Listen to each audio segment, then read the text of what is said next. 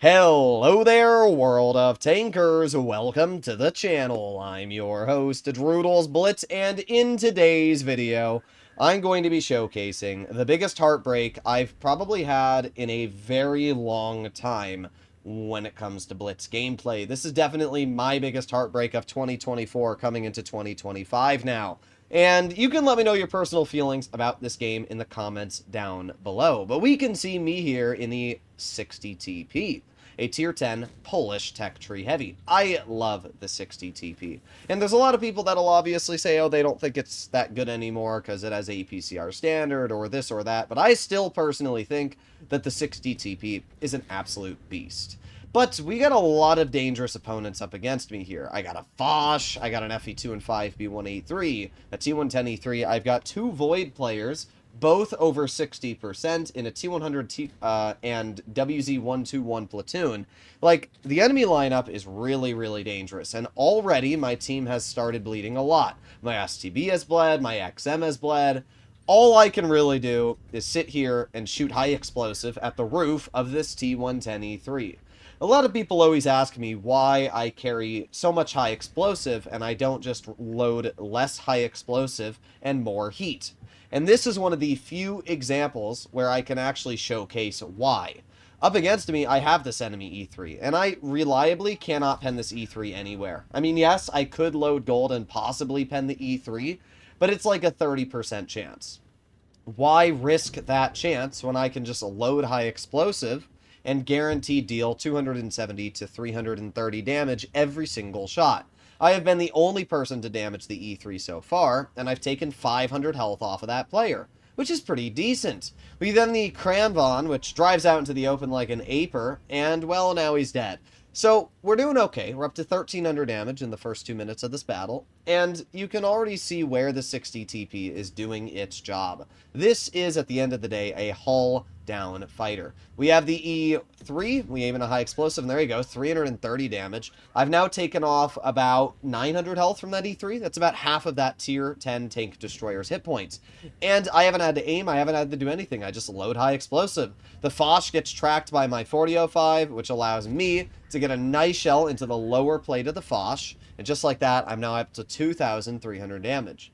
Now, the bad news is that my mediums are both bleeding health. We can see my FE4202 is way over-aggressed. If I were this 4202, I would be backing out and going somewhere safe, which the 4202 does. However, not for long, as you're going to see, which is not entirely a good thing. What I'm hoping to do here is, again, just hold off the enemies. I know the E3's over here, and you already know what I'm going to do. Another high explosive shell, and another 200 HP off of that vehicle. That E3 is now down to 630 health, meaning that if I do get the opportunity to fire an AP shell into its roof, or a heat shell, I can possibly kill it now. Okay, well, at this point, I have realized that sitting at that hill, aiming in on the E3, that's probably just not going to happen anymore. So instead, I'm going to move over to the BZ75, and I'm going to aim in on this player. So we're going to aim it on his side, and boom, a 675, lighting the BZ in the process on fire, and bringing that player down quite a bit. Now we're over 3,000 damage at this point, 3,300 due to the fire.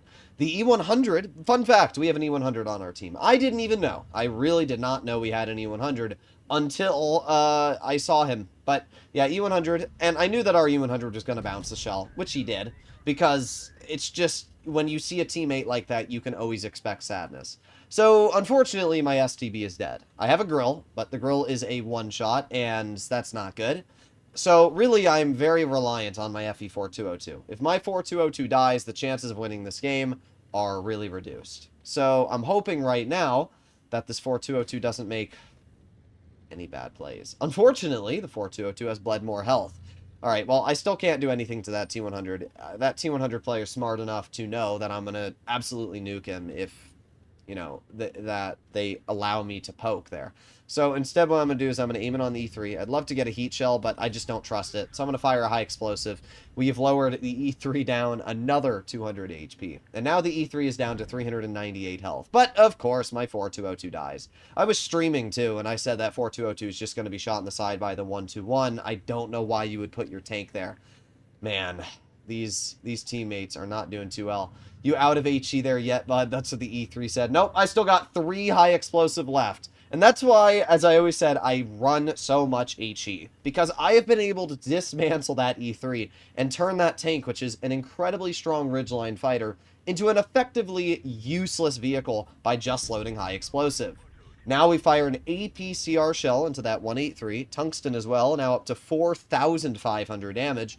And even though my team's not doing great, this is still a winnable game. I have an E100 who is pretty healthy at 1,300, and I also have a almost full health and teammate 4005. We have the E3, and I'm going to load in a high explosive shell once again into the roof for 278, and now the E3 is a guaranteed clear with the next shell.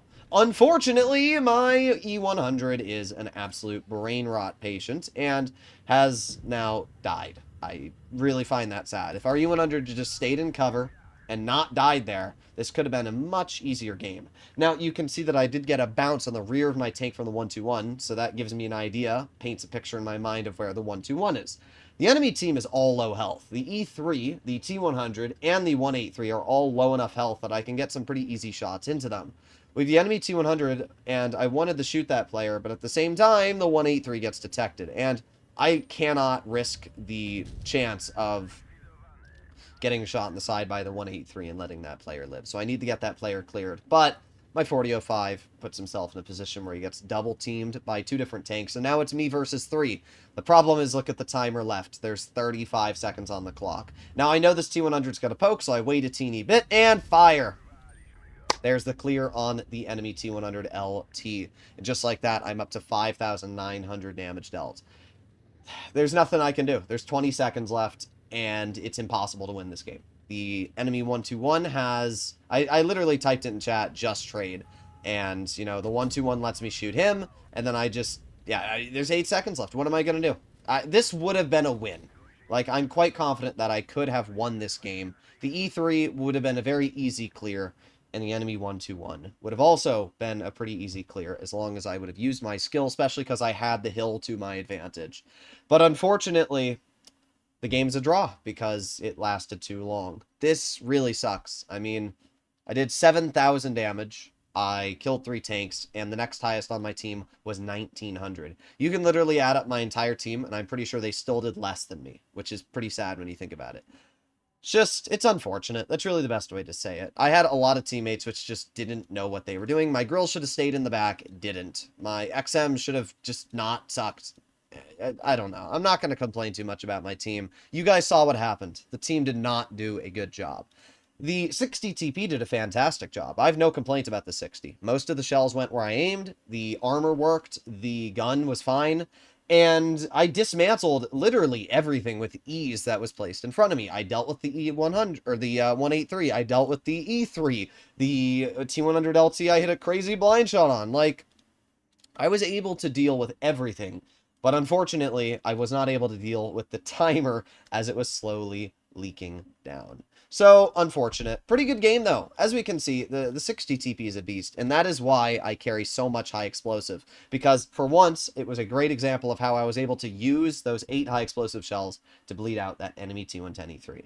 At the end of the day, that game was never going to be a win. There's nothing I could have done that would have won that game.